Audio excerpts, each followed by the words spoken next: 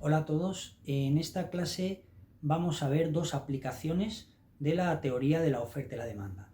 La primera va a tener que ver con los precios máximos y mínimos que a veces imponen los gobiernos, y la segunda aplicación tiene que ver con la incidencia de un impuesto, que significa quién asume la carga de un impuesto, quién paga un impuesto.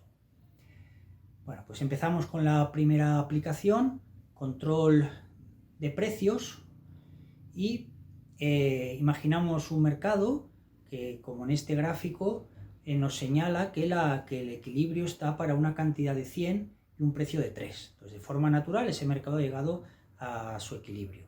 Pero el gobierno impone un precio máximo de 2 euros. Esto quiere decir que ninguna empresa puede vender ese producto por encima de los 2 euros. Normalmente esto se hace para proteger a los compradores, para que las personas con menos renta y menos dinero puedan acceder a ese bien. Bueno, pues vamos a ver, el gráfico de oferta y demanda nos ayuda a analizar esta medida y qué consecuencias puede tener. Entonces vemos que si el precio máximo de ventas es de 2 euros, a 2 euros las familias quieren comprar una cantidad mucho mayor, 125. Pero a ese precio tan bajo las empresas solo quieren producir 75. Entonces lo que se está produciendo con este precio máximo es una situación de escasez o de exceso de demanda. Esta medida sobre todo se ha aplicado en el caso de los alquileres en muchas ciudades. Para que las personas con menos renta pudieran acceder a los alquileres, se ha puesto durante mucho tiempo en muchas ciudades de Europa pues precios máximos a los alquileres, precios que estaban por debajo del precio de equilibrio. Entonces lo que ha ido pasando con el tiempo es que a ese precio del alquiler mucha más gente quería alquilar pisos. Entonces la demanda de alquileres subía. La gente, en vez de comprar, decía, un precio tan bajo del alquiler, pues prefiero alquilar pisos. Pero con el paso del tiempo, muchas personas que eran propietarias de pisos, en vez de alquilarlos, dejaban de alquilarlos. A un precio tan bajo, a ese precio máximo, no deseaban alquilar el piso. Alquilar el piso supone unos riesgos de que haya impagos, de que no te paguen, tienes que, el que alquila el piso, el propietario tiene que asumir de desperfectos y ciertos gastos, y pues muchas familias decidieron sacar sus pisos del mercado de alquiler, y justamente se produce lo que predice la teoría de la oferta y la demanda, que se producía una escasez de alquileres. Muchas más personas querían alquilar que alquileres había a disposición en el mercado. Y esto incluso durante los años 60 y 70 en muchas ciudades llevó a la destrucción de muchos centros históricos, porque los dueños de los pisos pues ni siquiera los querían cuidar. Para un alquiler tan bajo los iban abandonando, no cambiaban tuberías, no cambiaban cosas, con total, si les pagaban tan poquito les daba igual que viniera un inquilino nuevo, que el que estuviera se fuera, y así que los centros históricos se fueron degradando, y perdiendo calidad las viviendas, hasta que pues por los años 80 en distintas ciudades de Europa pues desaparece este control de alquileres, desaparecen los precios máximos, pero por estas consecuencias indeseables. Entonces la política, si se quiere ayudar a las personas a que tengan un piso de alquiler, a las personas que no tienen renta suficiente, pues no es tanto controlar el precio del alquiler como dar ayudas, dejar que el precio del alquiler llegue a su equilibrio, y a las personas que certifican tener una renta demasiado baja para poder acceder a esos alquileres, pues se les dan ayudas a los alquileres, y es otra forma mucho mejor de solucionar ese problema. En otras ocasiones el gobierno pone, en vez de precios máximos, pone precios mínimos. Entonces un precio mínimo es un precio por debajo del cual no se puede ofrecer un determinado bien o servicio. Como vemos en este gráfico, si el precio de equilibrio era 3 euros y la cantidad 100, si se pone un precio mínimo por encima del equilibrio, aquí lo que ocurre es que la cantidad ofrecida va siendo ahora mayor que la cantidad demandada, y lo que se produce es una situación de excedente. A ese precio mínimo más alto que el equilibrio hay más cantidad ofrecida, los oferentes quieren ofrecer, pero a ese precio los demandantes no quieren demandar, y se produce ese excedente o exceso de oferta. Sobre todo, este precio mínimo se ha aplicado a los salarios. En determinados países pues hay salarios mínimos.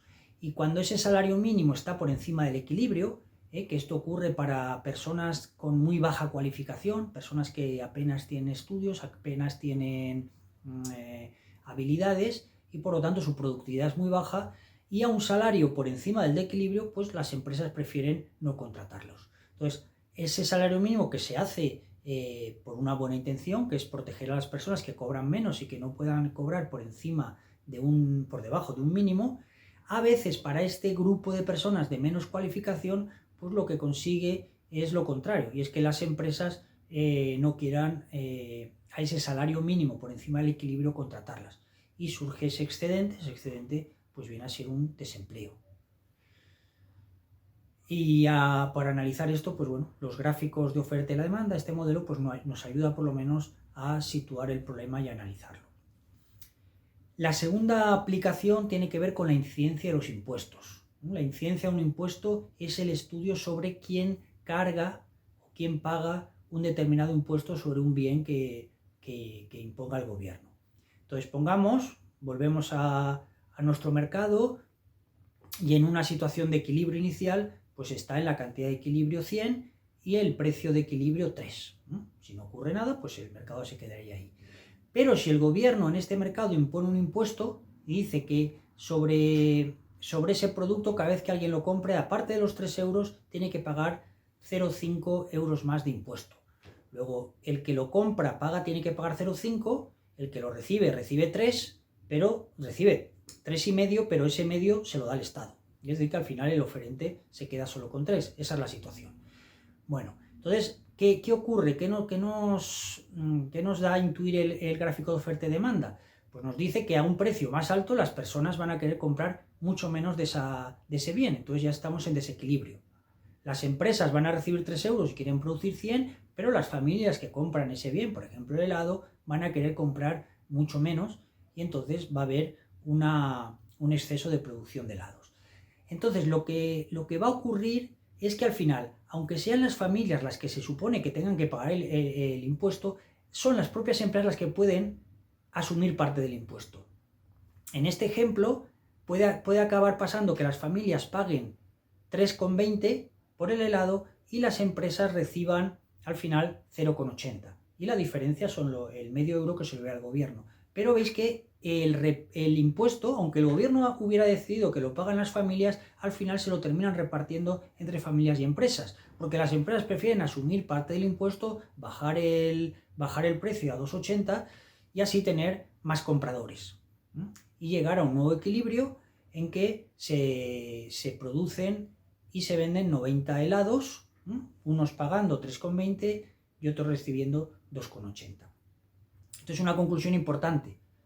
Da igual que el gobierno decida que ese medio euro lo tienen que pagar los compradores o los vendedores, sino porque al final se lo van repartiendo por su propio interés, para llegar a un nuevo equilibrio. ¿De qué depende de que los vendedores o los compradores asuman más parte del impuesto? Depende de las elasticidades, depende de lo necesario que sea el bien para los demandantes, sobre todo. Si para los demandantes el bien es muy inelástico y lo necesitan, pues asumirán ellos más parte del impuesto.